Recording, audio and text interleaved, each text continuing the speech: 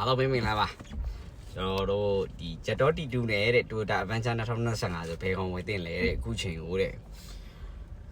T2 ကတော့ဈေးမတက်ဘူးပေါ့နော် T2 ကဈေးမတက်ဆို2630ရောင်းနေ2630နဲ့ပဲဝယ်လို့ရတယ်ဒါပေမဲ့ Avenger 2440နဲ့ရတဲ့ဟာနေမှာ3000ဖြစ်နေတယ်ဆိုတော့ဒါပေမဲ့ Avenger တက်မလားကြမလားကျွန်တော်ထပ်ပြီးတက်အောင်မလားကြအောင်မလားတော့နည်းနည်းစဉ်းစားခက်တာပေါ့ T2 ကတော့ကျွန်တော်တက်ဖို့ကတော့မလွယ်ဘူးလို့ပြောလို့ရတာပေါ့နော် Avenger တော့တက်ရင်လည်းတက်မယ်ကြရင်လည်းကြမယ်လားဝယ်လိုအားပေါ်မူတည်မယ်ဘာလို့လဲဆိုတော့အခုချိန်မှာW ဖမ်းနေဆိုတဲ့ကိစ္စနဲ့ကျွန်တော်တို့အဝယ်လိုအားများနေတယ်မေးလို့လည်းရတယ်အဲ့လိုဖြစ်နေတော့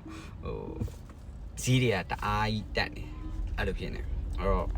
အခုချိန်မှာ T2 ကတော့နည်းနည်းမစိုးဘူးပြောရမှာပေါ့ဒါပေမဲ့ကားမောင်းတာချင်းကြိုက်ရင်တော့ T2 ကမောင်းလို့ကောင်းတယ်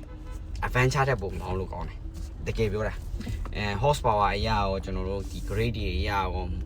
မောင်းနီရောအကျန်းခံတာတော့ကျွန်တော်မပြောနဲ့เนาะအကျန်းခံတာကတော့ Avenger အကျန်းခံမယ်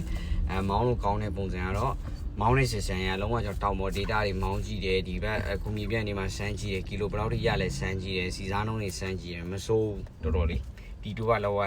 လက်ခံလို့ရတဲ့အနေထားရှိတယ်ဒါပေမဲ့ရေရှည်မှာတော့ကျွန်တော်မပြောတတ်ဘူးရေရှည်မှာကောင်းလားမကောင်းလားကျွန်တော်မပြောတတ်ဘူးအဲ့ဒါလေးတော့ရှိပါတယ်အဲ့တော့ပစ္စည်းတွေဘာတွေတင်မယ်ဆိုတော့ကျွန်တော်တို့ Avenger ကောင်းတော့ပေါ့ပြီးတော့တောင်ပေါ် data တွေသုံးမယ်ဆိုရင် Avenger ကောင်းတယ်ကျွန်တော်မျိုးရင်းမှာပဲသုံးမယ်ဆိုရင်တော့T2 ဝယ်ပါမျိုးရင်းတွေကျွန်တော်ဒီရန်ကုန်မန်းလေးလမ်းချွေးလောက်ပဲသုံးမယ်ဆိုတော့ဘာလို့လမ်းကျမ်းမှာဆိုရင်ကျွန်တော်တွေခဏလေးနဲ့ကျွန်တော်တွေအောက်ပိုင်းကြီးကြာလောက်တယ်အဲ့ဒါလေးတော့ရှိနိုင်တယ်ဒါကျွန်တော်မပြောရဘူးเนาะဘာလို့လဲဆိုကျွန်တော်အဲ့လောက်ထိရေရှည်ကြီးလည်းမသုံးဘူးလို့အဲ့အကြောင်းပါကျေးဇူးများတင်ပါတယ်အဲ့တော့